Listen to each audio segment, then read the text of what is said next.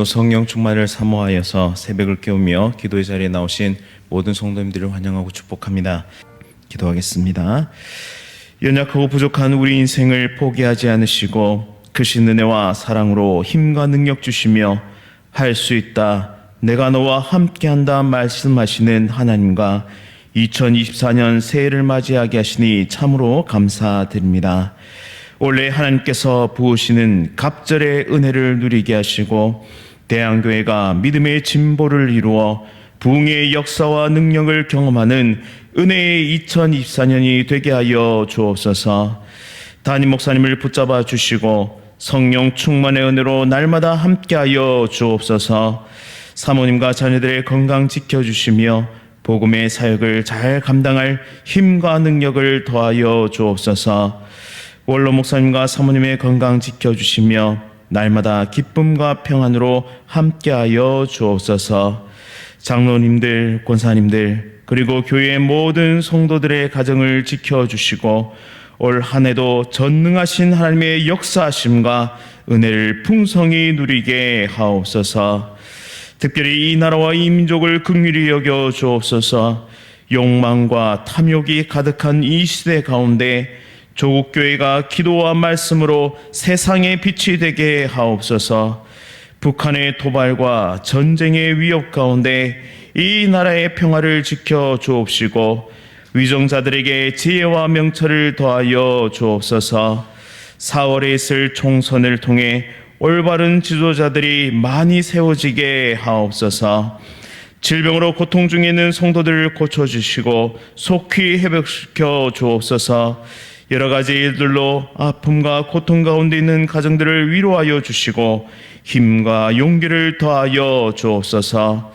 태국 단기 선교를 준비하는 과정 가운데 성령 하나님의 충만한 은혜가 있게 하시고 하나님의 마음을 기쁘시게 해드리고 영혼들을 살리는 아름다운 여정이 되도록 온 성도의 기도의 후원이 더해지게 하여 주옵소서. 방콕 복음교회 가운데 계신 이지원 선교사님과 가족들에게 날마다 새 힘을 공급하여 주옵소서. 군 복무 중인 주의 자녀들, 해외에 나가 있는 주의 자녀들을 눈동자와 같이 지켜 주옵시고 세계 선교 사명 감당하시는 모든 선교사님들의 삶을 인도하여 주옵소서. 이 시간 천사창대의 찬양 기쁘게 받아 주시오며 사랑하는 찬양대원들의 모든 삶이 복의 통로가 되게 하시어 이들이 딛고 살아가는 모든 삶의 터전 가운데 행복과 기쁨이 넘치게 하옵소서. 오늘 선포되는 말씀을 통해 하나님의 뜻 붙잡고 간절히 기도하는 은혜의 새벽이 되게 하여 주옵소서. 예수 그리스도의 이름으로 간절히 기도드립니다. 아멘. 오늘 하나님께서 우리에게 주시는 말씀은 히브리서 2장 10절부터 18절까지의 말씀입니다. 신약 성경 354면에 있습니다. 히브리서 2장 10절부터 18절까지의 말씀 한 절씩 교독하실 때에 살아계신 하나님의 음성 들으시기 바랍니다. 그러므로 만물이 그를 위하고 또한 그로 말미암은 이가 많은 아들들을 이끌어 영광에 들어가게 하시는 일에 그들의 구원의 창시자를 고난을 통하여 온전하게 하심이 마땅하도다. 거룩하게 하시는 이와 거룩하게 함을 입은 자들이 다 한 근원에서 난지라. 그러므로 형제라 부르시기를 부끄러워하지 아니하시고 이르시되 내가 주의 이름을 내 형제들에게 선포하고 내가 주를 교회 중에서 찬송하리라 하셨으며 또다시 내가 그를 의지하리라 하시고 또다시 볼지어다 나와 및 하나님께서 내게 주신 자녀라 하셨으니 자녀들은 혈과 육에 속하였음에 그도 또한 같은 모양으로 혈과 육을 함께 지니심은 죽음을 통하여 죽음의 세력을 잡은 자 곧 마귀를 멸하시며 또 죽기를 무서워함으로 한평생 매여 종노릇하는 모든 자들을 놓아주려 하심이니 이는 확실히 천사들을 붙들어 주려 하심이 아니요 오직 아브라함의 자손을 붙들어 주려 하심이라. 그러므로 그가 병사의 형제들과 같이 되심이 마땅하도다. 이는 하나님의 일에 자비하고 신실한 대제사장이 되어 백성의 죄를 속량하려 하심이라. 함께 읽겠습니다. 그가 시험을 받아 고난을 당하였은즉 시험 받는 자들은 능히 도우실 수 있느니라. 아멘. 나를 존귀히 여기시는 예수님, 나를 존귀히 여기시는 예수님이라는 제목으로 말씀을 선포하겠습니다. 누군가에게 귀한 대접을 받고 나면 나도 모르게 마음이 좋아지는 경험들 해보신 적이 있으실 것입니다.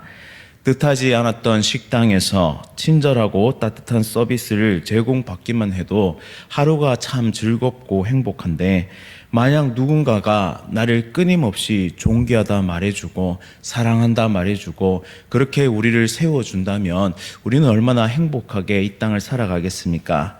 그런데 그런 분이 한 분 계십니다. 바로 나의 사랑하는 예수님께서 나를 존귀히 여기시며 나를 사랑한다 말씀하십니다.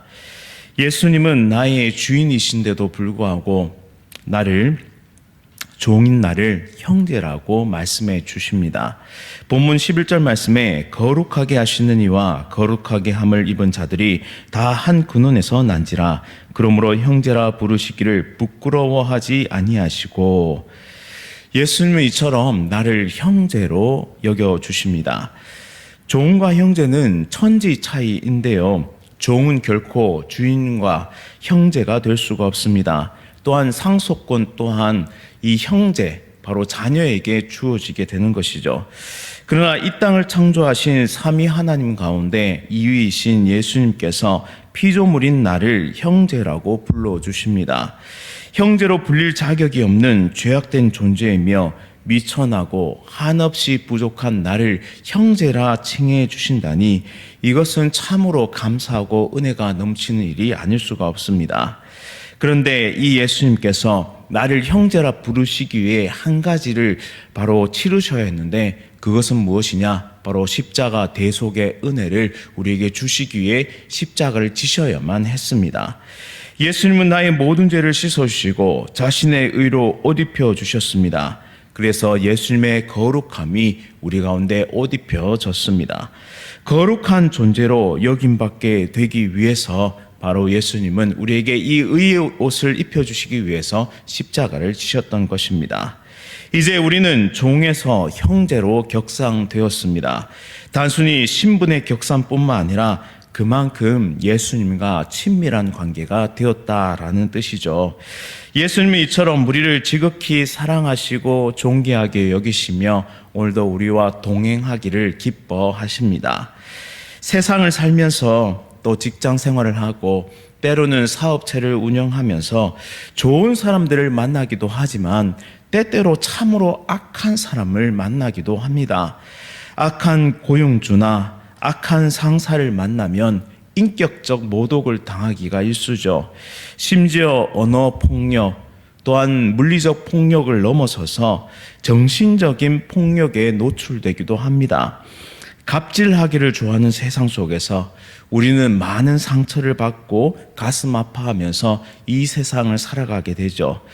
그러나 우리가 반드시 기억해야 하는 것은 예수님은 그들보다 위대하시다라는 사실입니다.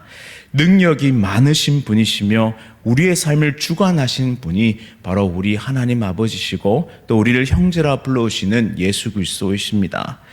그분께서 나를 존귀하다 여기십니다. 그분께서 나를 사랑한다 말씀하십니다. 바로 이것이 본질입니다. 우리의 본질은 사랑받기에 마땅한 하나님의 은혜를 누리는 그러한 존재다라는 사실이죠. 나는 지금 사랑받고 있습니다. 나는 결코 혼자가 아닙니다. 사랑하는 대항의 모든 가족들 여러분, 여러분들은 지금도 예수님의 지극한 사랑과 관심을 받고 계십니다. 오늘도 사랑한다, 사랑한다, 사랑한다 고백하시는 예수님의 고백이 이 새벽에도 우리에게 주어지고 있습니다. 우리를 존귀히 여기시는 주님과 함께 이 영광스러운 길을, 이 기쁨의 길을 달려가시는 거룩한 주의 백성들 다 되시기를 바랍니다. 때로는 우리의 마음이 무너지고 때로는 우리의 마음이 저 바다 끝까지 떨어질지라도 하나님께서 우리를 사랑하시는 그 사랑을 기억하면서 오늘도 우리의 귀에 들려오는, 우리의 마음속에 들려오는 그 말씀 가운데 들려오는 사랑의 음성을 들으면서 다시 힘을 내어 힘차게 달려가는 오늘 하루 되시기를 간절히 바랍니다. 두 번째로 오늘 말씀을 통해 우리가 발견할 수 있는 것인데요, 그것은 바로 주님은 우리를 자녀라 불러주신다는 사실이죠.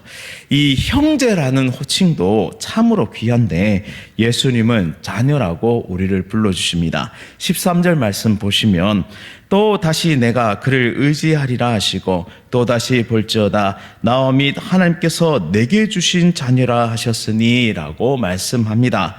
성경에서 하나님의 자녀라는 표현은 많이 들어봤는데요, 이 예수님의 자녀라는 표현은 다소 어색합니다. 하지만 본문의 말씀이 우리에게 주시고자 하는 뜻은 무엇이냐면 바로 예수님의 지극한 사랑을 우리에게 말씀하고 계신 것입니다. 형제가 형제를 대하는 마음과 부모가 자녀를 대하는 마음은 천지 차이입니다. 형제가 형제를 대하는 마음보다 부모가 자녀를 대하는 마음이 더 크고 더 깊고 더 넓은 것이죠. 즉 부모가 자녀를 아끼는 마음으로 저와 여러분들을 지극히 사랑하고 계신 분이 바로 예수 그리스도다라는 사실입니다. 예수님은 우리를 하나님이 주신 자녀로 선언하시며 또한 자녀를 대하는 부모의 심정으로 오늘도 저와 여러분들을 응원하고 계시고 또 끊임없는 힘과 능력을 공급해 주신다라는 것이죠. 우리 앞에 놓인 시험과 고난을 이길 힘을 주시려고 예수님은 먼저 고난 당하셨음을 오늘 말씀을 통해 발견할 수 있습니다. 또한 우리가 겪는 시험과 고난 가운데 성큼성큼 들어오셔서 나와 함께 그 시험과 고난에 참여하시는 분이 바로 예수 그리스도이십니다. 자녀를 지키는 마음으로 오늘도 우리를 꼭 끌어안고 이 인생이란 정쟁터를 직접 헤쳐나가시면서 나와 함께 가자, 내가 힘과 능력 줄게, 너는 이길 수 있어 라고 자녀를 격려하듯이 예수님은 지금 우리를 격려하고 계신 것입니다. 또한 예수님은 우리의 대제사장이 되어주셔서 더 나아가 우리를 위한 화목제물이 되어주셔서 궁극적으로 사망의 권세를 깨고 우리를 생명의 길로, 복음의 길로 이끌어 주신다라는 사실이죠. 따라서 우리는 사망의 권세에서 풀려나서 부활 소망으로, 부활의 능력으로 살아가는 하나님의 백성들이 되었습니다. 14절 말씀처럼 우리의 힘으로는 결코 끊을 수 없었던 죄와 사망의 사슬을 끊어주셨고 죽음을 통해 죽음의 세력을 잡은 자 곧 마귀를 멸해 주셨습니다. 그로 인해 우리는 참 자유를 얻게 되었고 이제는 죽기를 무서워하며 두려워하면서 한평생 매여 종노릇하던 삶을 버리고 영원한 천국을 소망하며 달려가는 소망의 인생, 참 행복자가 되었습니다.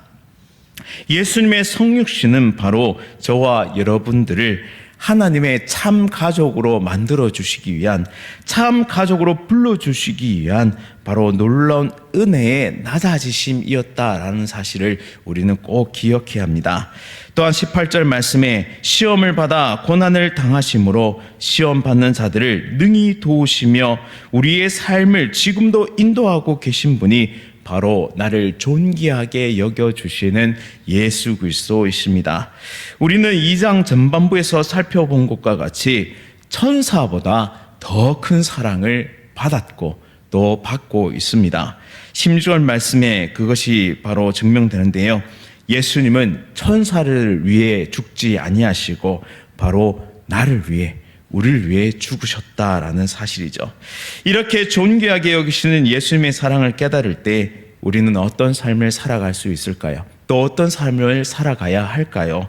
그것은 바로 우리의 이름에 맞는 주님의 형제요, 주님의 자녀된 삶을 살아가야 한다라는 사실입니다. 그러니 제발 어깨 축 늘어뜨리지 마시고 어깨 펴시고 당당하게 바로 이 땅을 호령하면서 살아가는 하나님의 거룩한 백성들 다 되시기를 간절히 바랍니다. 또한 결코 외로워하거나 결코 나 혼자다라고 생각하지 마시고 오늘도 우리를 형제로 또 우리를 자녀로 삼아주시며 우리와 동행하고 계신 예수 그리스도의 크고 분명하고 온전한 뜻 가운데 살아가시는 거룩한 하나님의 백성 다 되시기를 간절히 바랍니다. 그리하여 2024년을 기쁨과 감사함으로 또한 감격으로 또한 사랑으로 또한 소망으로 하루하루를 살아내어서 우리가 마지막 때에 하나님 앞에 감사하며 기뻐할 수 있는 또한 하나님께 영광 돌릴 수 있는 우리 모두의 삶이 될 수 있기를 간절히 바랍니다.